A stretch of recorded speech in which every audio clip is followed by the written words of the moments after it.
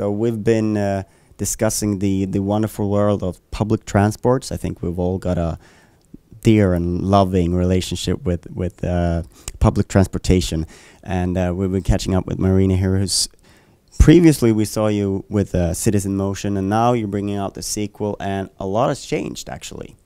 Yeah, indeed. We want to really kind of focus on creating more dynamic experience for the player. We have a really cool new feature, which is the dynamic cities. So basically, all of your choices will affect how the city will look in the end.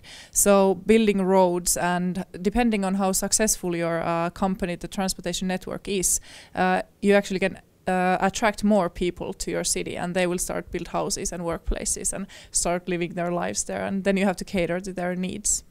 So instead of sort of optimizing your network to a city, you're trying to optimize the city to create as much transport opportunities as possible. Yeah, it's kind of a measure of success in the sense that depending how well you are doing, the bigger the city will grow.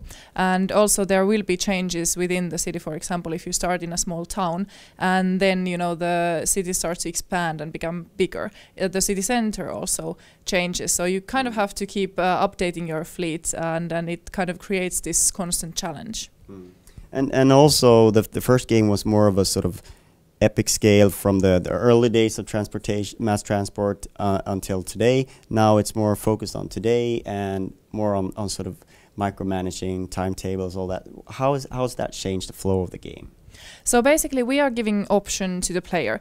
You can decide to concentrate on more like lightweight simulation kind of things. You can construct your own network and just keep updating the fleet and not go too much into the details if you choose to. But if you really want to take control of the whole situation in the company, you can change the timetables and really micromanage from rush hour to the nighttime to weekends and holidays, and that gives you just more power. And for all of the like economical point of view and the timetables, it's your basically your option. So and the third pillar that's new is multiplayer. You weren't able to show it off yet, but so what's the idea behind multiplayer and how will it work out in the game?